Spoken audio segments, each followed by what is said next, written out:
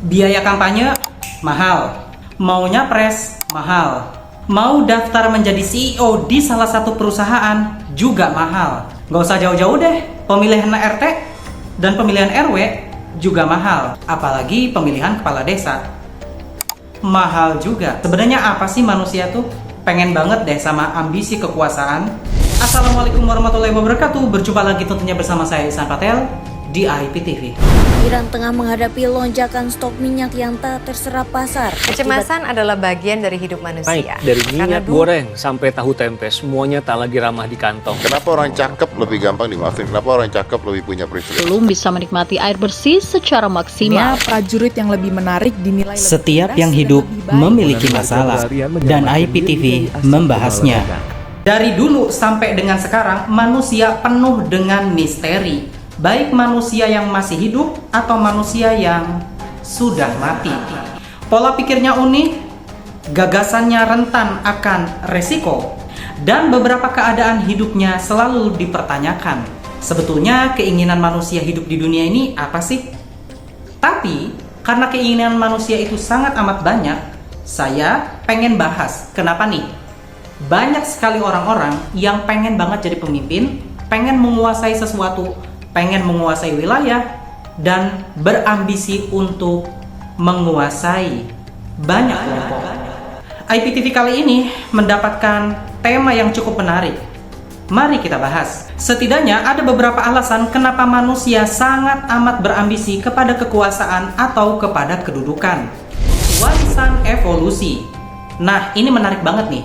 Dari zaman batu alias dari zaman jauh sebelum manusia modern, dari 4.000 tahun yang lalu. Artinya, sebelum 4.000 tahun yang lalu, manusia prasejarah memang sudah mengenal dengan ambisi kekuasaan.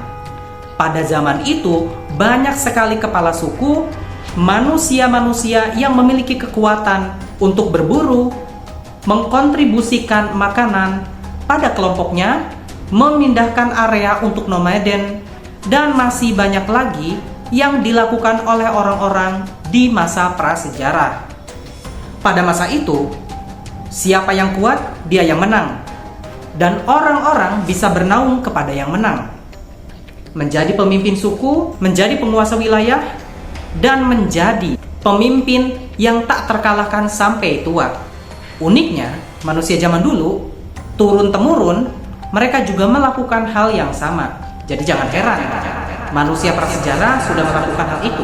Manusia modern tentu meniru dari apa yang nenek moyang kita lakukan. Hormon dan otak manusia. Teman-teman, kalian tahu nggak? Di dalam hormon otak kita ada yang namanya zat dopamin. Di dalam pelajaran biologis kita sudah mengetahui ya hal tersebut. Di mana kekuasaan itu memiliki kenikmatan. Nyuruh orang itu memiliki kenikmatan yang amat sangat besar. Zat dopamin, salah satu zat kenikmatan yang ada pada otak, meluncur sangat drastis dari bawah ke atas, memberitahu bahwa ini semua tuh nikmat banget.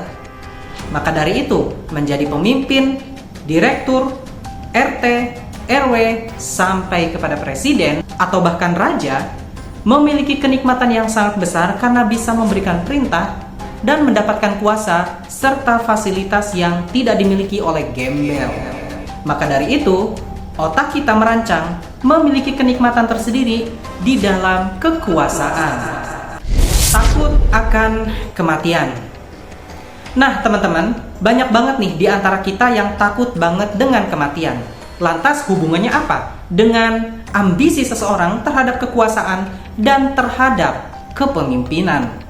Dalam psikologi ada istilah terror management teori, di mana teori ini yang intinya adalah seseorang sudah mengetahui dia akan mati, seseorang sudah mengetahui suatu hari nanti dia tidak ada lagi di dunia ini, tetapi rasa takutnya amat sangat besar sekali.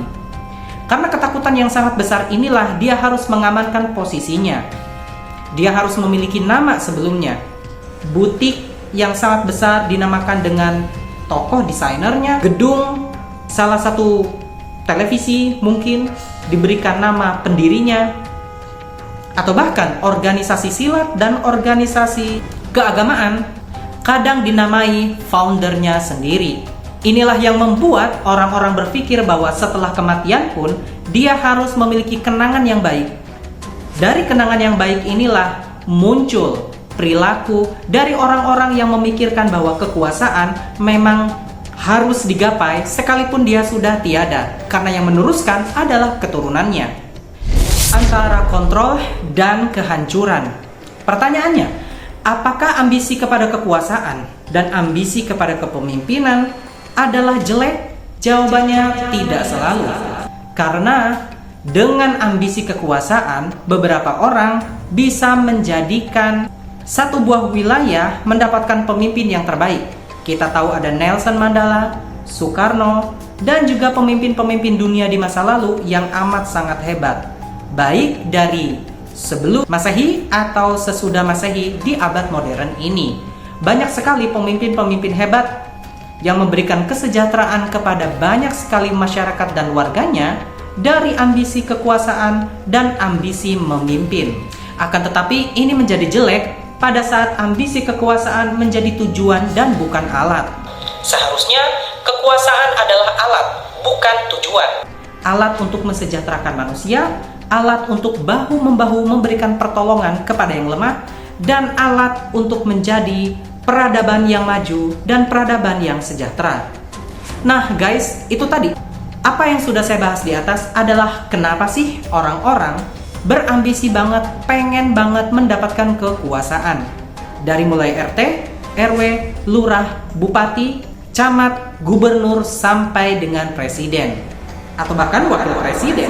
Kita akan berjumpa lagi di episode lain tentunya, membahas tentang sisi lain kehidupan manusia. Bersama saya Ihsan Patel, saya pamit undur diri dan Assalamualaikum warahmatullahi wabarakatuh.